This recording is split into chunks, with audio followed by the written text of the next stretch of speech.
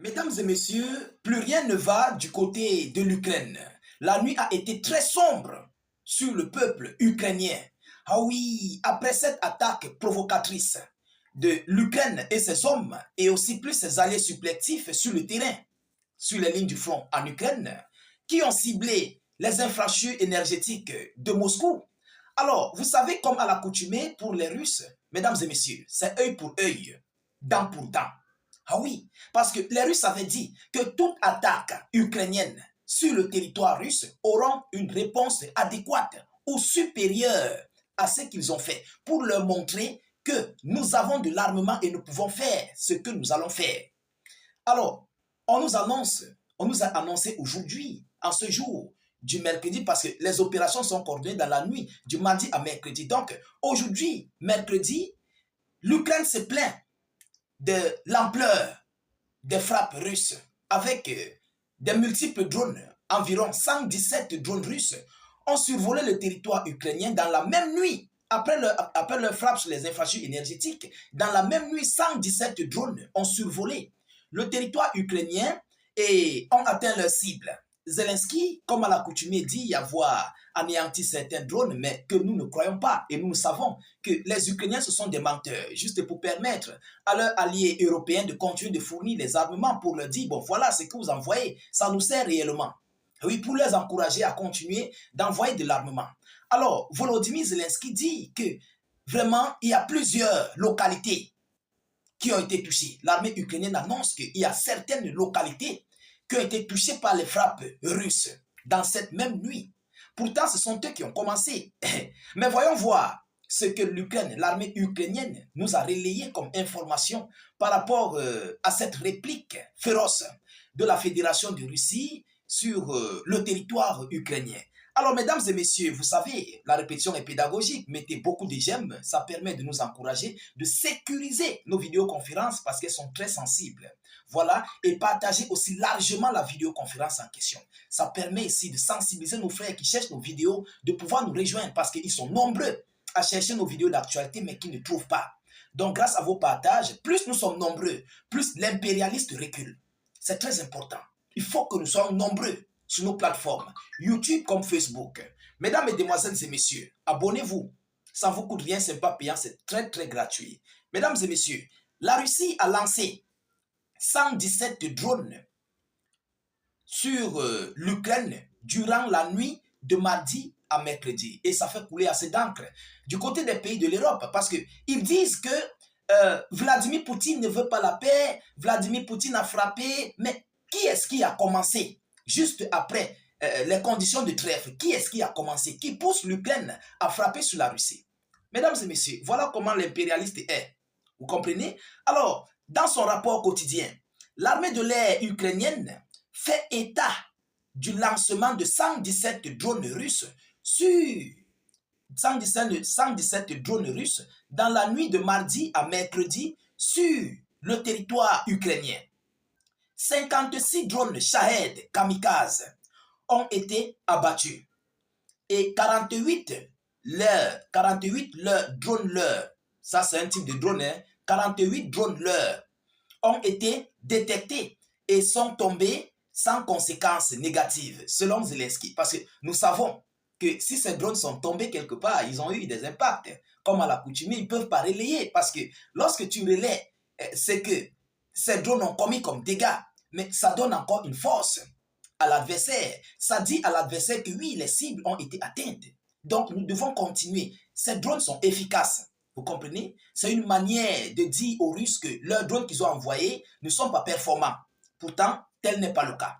Alors, mesdames et messieurs, selon les multiples informations, ce sont les oblasts de Soumy, de Dniepro, de Kirovohrad et de Tcherkassy qui ont été touchés par des drones kamikazes, selon cette même source. Mais l'Ukraine ne communique pas sur le sort des 13 drones restants. Mais l'Ukraine ne fait pas quoi?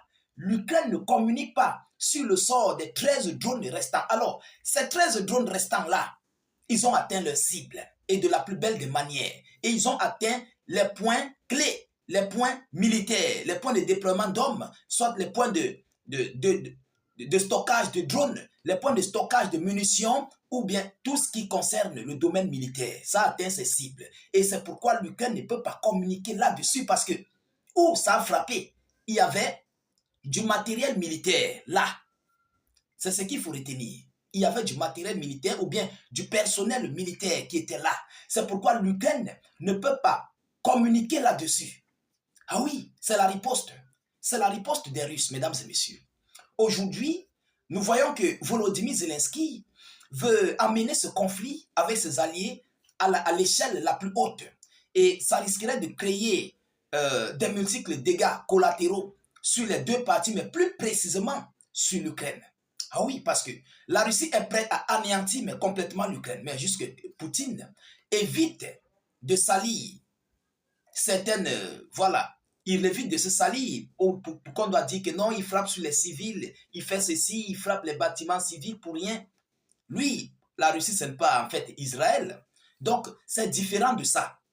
Il veut éviter certaines accusations sur la Russie et sur les soldats russes.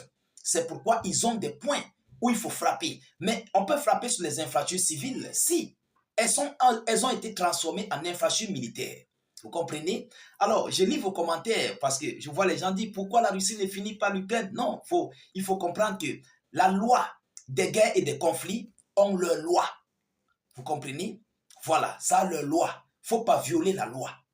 C'est ce que les Russes font le maximum possible d'efforts pour éviter. Mais c'est là où l'Ukraine tombe. C'est dans le panneau là que l'Ukraine tombe. Pourquoi? Parce que après la guerre, les Russes ont tout. Je dis toutes les preuves de leur frappe. Et ils vont pouvoir se justifier. Vous comprenez? Lorsqu'on va dire tu as détruit ceci, tu as détruit cela, on montre. Mais c'est un bâtiment civil qui s'est transformé en bâtiment militaire. Voilà les preuves. Et c'est où l'Ukraine serait beaucoup condamnée par rapport à la Fédération de Russie. Ah oui, mesdames et messieurs, c'est ça la différence. Alors, ce que nous retenons, c'est que la Russie a répliqué, mais d'une manière les plus belles sur l'Ukraine. Et nous voyons même que les alliés européens sont mécontents de l'ampleur des frappes russes. Mais ça leur plaît, pourquoi? Parce que ça va bafouer ces négociations de paix. Ah oui, ça va les bafouer, mais totalement. Ils vont continuer le conflit sans les États-Unis d'Amérique. Et c'est ce qu'ils veulent. Parce qu'ils ne veulent pas que Washington puisse mettre la main sur l'Ukraine pour avoir les richesses en Ukraine. Ça, ils ne veulent pas. Ils ne sont pas d'accord. Donc, pour eux, il faut continuer le conflit. Il faut continuer de montrer la férocité de l'Europe à la Fédération de Russie. Et pour éviter, pour complètement anéantir, mettre en déroute ces négociations de paix qui sont en cours entre la Fédération de Russie et les États-Unis d'Amérique, l'Ukraine et les États-Unis d'Amérique comme intermédiaires. Alors, mesdames, mesdemoiselles et messieurs, par rapport à cela, nous continuons, comme à l'accoutumée, de suivre cette actualité le plus près que possible. Nous attendons ce qui va en découler parce que les Européens sont mécontents. L'Ukraine est très remontée. Et est-ce qu'ils vont continuer le conflit? Est-ce qu'ils vont s'aligner aux décisions de M. Donald Trump, vu qu'ils ont déjà commencé à se frapper encore à nouveau? Voilà où la situation est gravissime. Ils ont recommencé à se frapper à nouveau. Qu'est-ce qui va se passer dans les prochains jours à venir? Alors, chères dames, chers messieurs, je vais devoir m'arrêter là pour cette vidéoconférence. Partagez la vidéo au maximum, mettez-la partout à travers le monde. Mettez beaucoup de j'aime et suffisamment de cœur, c'est très encourageant pour nous et aussi pour nos multiples vidéos d'actualité. Mettez vos avis en commentaire, même si vous n'avez rien à écrire. Mettez salut, état d'urgence ou encore vive la paix dans le monde ou encore vous faites des cœurs, des étoiles, des emojis en commentaire. Je vous reviens tout à l'heure pour une prochaine série d'actualités. Soyez encore salués une fois de plus. Ciao, ciao.